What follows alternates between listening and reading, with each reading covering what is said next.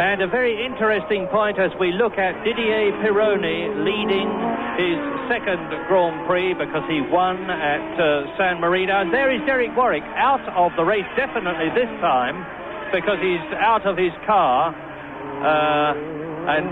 The position 13 there is on the Sky Blacks corner, I'm pretty certain, approaching the Marlborough chicane. As Didier Pironi is coming up now to complete his 19th lap and lap Raul Barcel in the March car. That's the Brazilian who is driving for the first time in Holland because he was a Formula 3 driver last year. Moves over, lets Didier Pironi, the race leader, through. And Pironi has got a commanding enough lead over Alain Prost. And now, some 6 seconds behind Prost, it's Piquet. But I was saying, of interest in the World Championship situation is that John Watson, who is leading Didier Pironi, and there is Pironi, by 10 points in the World Championship, is not actually in the points at the present moment because he is in 10th position. Didier Pironi there is in the running for 9 points if he finishes this race in the position that he's in now, in which case John Watson would go into the British Grand Prix at Brands Hatch just 1 point ahead of Pironi. But there's a long, long way to go in this race before we start making forecasts like that. They are now on lap 20, Pironi leading. And when you see the front of the Ferrari, for those of you who are technically interested, and here he is coming through to complete his 20th lap, have a look at the suspension, because it is the new pull rod suspension of the type that is used by Tyrrell and by one or two other manufacturers, and it has significantly improved the handling of the Ferrari. Now, there is Prost in second place, and the gap between Prost and Piquet is now only 4 seconds.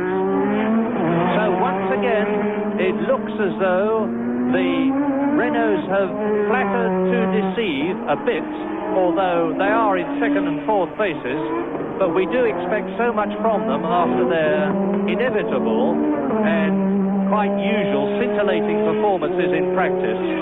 But Ferrari seem to have got the mixture literally right and better than the Renaults. The Ferraris have got water injection in their engines, which makes them run cooler and produces more power. There is Prost second, and there behind him you saw Nelson Piquet. Lap 21 out of 72, Alain Prost second. Keep looking in the picture for Nelson Piquet, although they are staying with the Frenchman. You'll see Piquet now, there he is, and all the time he's getting just a tiny bit closer. There's the Brazilian, the reigning world champion, Nelson Piquet, third. Yes, the Renaults have really had what for them one has to describe as a dreadful season. They've shown the best form in qualifying. They've got the fastest chassis engine combination. Alain Prost has driven particularly well. He's a very, very mature driver, one of the very best in the business now, and they've broken down an awful lot, which after their whoops, and there's a wheel flying about. I can't see a car, so somebody has crashed there. There goes the thing. It looked like quite a bit, oh, it's a terrible big shot, and it looks like one of the Renaults as the driver's moving around inside. It's René Arnoux. I'm almost certain, yes, it's René Arnoux, and you can see that he's still in the cockpit. Yes, he's gone straight on at the end of the straight. Whether he lost his brakes, locked them up or anything, we just can't tell. And looking down, I can't see the end of the straight from our comfort position. See if there are any big black marks on the road. There's the replay. It's Tarzan corner, and Arnoux, off comes the wheel, and Arnoux did exactly what Derek Daly did a couple of years ago, ploughed into the barrier at the end of the straight. Well, that wheel seemed to be off before he hit anything, so it looks to me as if a wheel fell off the car, possibly and probably causing the accident. Couldn't see quite enough from that action replay to see he may just have hit something first and attached the wheel, but they're having a bit of a struggle to get him out. I think the front of the car is pretty flat, and he appeared to go in head on. He's nearly mounted the barrier. You have to remember that the car is doing something like 190 miles an hour when he's coming into the braking area, so that's a very heavy shunt indeed. The sand in front of it, and that's Brian Henson and his Tyrrell doing a bit of mechanical work on the side of the track. And Arnoux doesn't look too well. I think he's got leg damage, but they are succeeding in getting him out. Well, poor René Arnoux, I have said time and time again, his helmet is off. He is obviously in considerable pain from the expression on his face. Thankfully, the medical facilities here at Zandvoort are absolutely first class. But René Arnoux has clearly done what Derek Daly did and what John Watson did.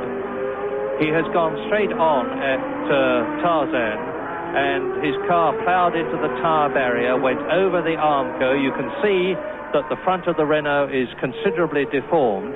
The driver's feet are, and here's a replay. Now watch, and you see the wheel is already off, as James has pointed out. Now you see the wheel come into the picture. So, as a surmise, it would appear that the Renault wheel came off and caused the accident rather than a driver error. Well, we can only guess that that is the case, but meantime, with Arnoux thankfully out of the car and being hastened away to the medical centre, Didier Pironi, there he is, ahead of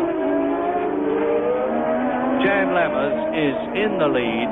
Alain Prost is in second position. Nelson Piquet is in third position. Up to fourth place, of course, now comes Keke Rosberg, as we look at the Renault astride the Armco at Tarzan. And we are now, by the way, on lap 24 out of 72. So, to recap, lap 24 out of 72, Didier Pironi leads with René Arnoux, who was in fourth position, crashed out of the race. In second position, Alain Prost in the sole remaining Renault. In third position, Nelson Piquet. And we're getting spots of rain on the glass of our commentary box. Not yet enough, I wouldn't have thought, to wet the track, but it's certainly spitting, and the clouds overhead are fairly high, but that will really throw the cat among the pigeons if we get a little enough spot. Somebody coming into the pit, I couldn't see who it was. Well, he will be coming into our sight as Pironi now goes past one of the ATS cars, and the man coming into the pits was Jean-Pierre Jarier in the Osella, and Didier Pironi is on his way. Now, if it is going to rain, and the weather here at Zandvoort, which is literally within yards of the North Sea, is totally unpredictable. It's Eliseo Salazar, incidentally, in the ATS, who has been lapped by Didier Pironi.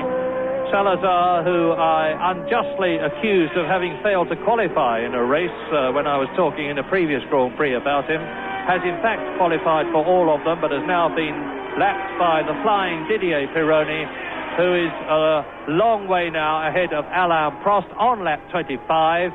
Piquet third, Rosberg fourth. Up to fifth position comes Patrick Tambay in the second of the two Ferraris.